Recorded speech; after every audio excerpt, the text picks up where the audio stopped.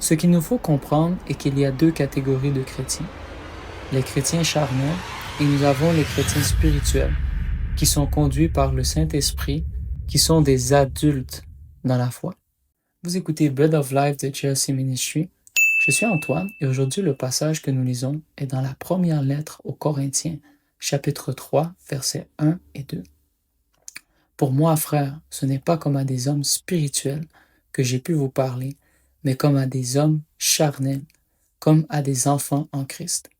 Je vous ai donné du lait, non de la nourriture solide, car vous ne pouviez pas la supporter, et vous ne le pouvez pas même à présent, parce que vous êtes encore charnels. Ce qu'il nous faut comprendre est qu'il y a deux catégories de chrétiens. Les chrétiens charnels, qui sont gouvernés par les sens et sentiments.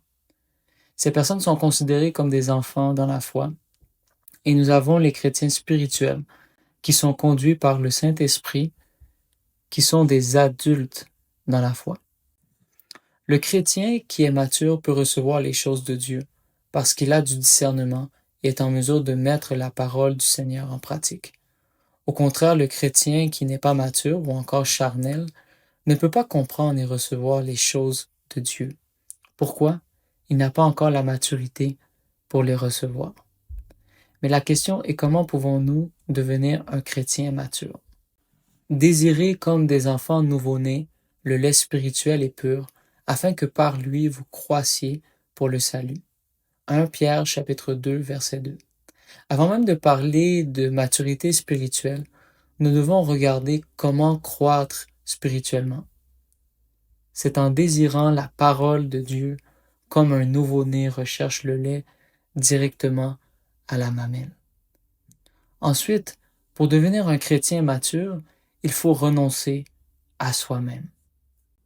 Alors Jésus dit à ses disciples, « Si quelqu'un veut venir après moi, qu'il renonce à lui-même, qu'il se charge de sa croix et qu'il me suive. » Matthieu chapitre 16, verset 24.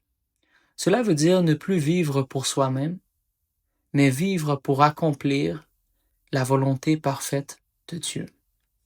Malheureusement, plusieurs d'entre nous croient que le renoncement à soi-même, qu'on peut appeler également la mort du moi, est optionnel dans nos vies. Frères et sœurs, cela est le plus grand mensonge de l'ennemi. Il n'est pas possible de venir à Jésus sans renoncer à soi-même.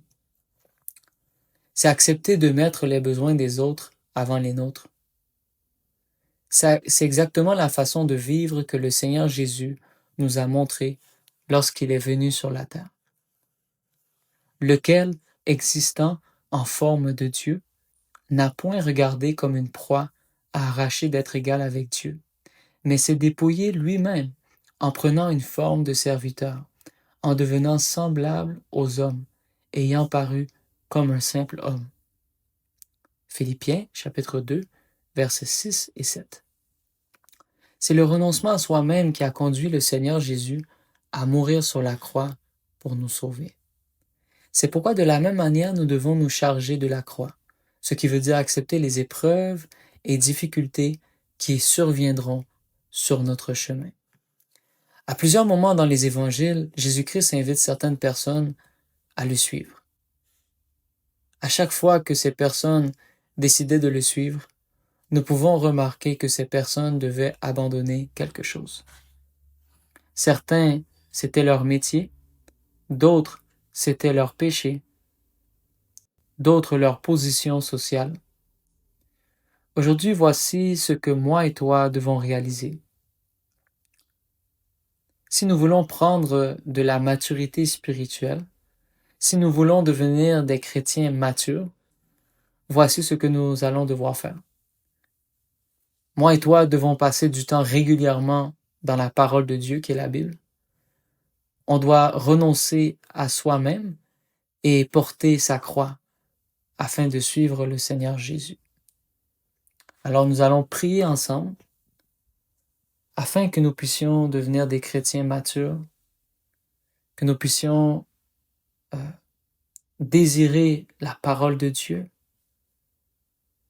la lire et la mettre en pratique, et qu'on puisse renoncer à nous-mêmes à chaque jour de notre vie. Seigneur, nous sommes devant toi en cet instant. Et Père, notre prière est que nous puissions grandir spirituellement. Et Seigneur, pour grandir, il faut mourir à soi-même.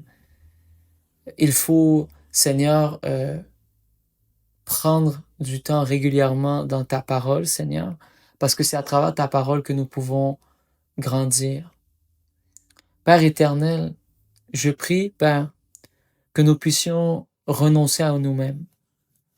Car tu as dit, Seigneur, que si quelqu'un veut venir après moi, si quelqu'un veut être mon disciple, qu'il renonce à lui-même, qu'il se charge de sa croix et qu'il me suive.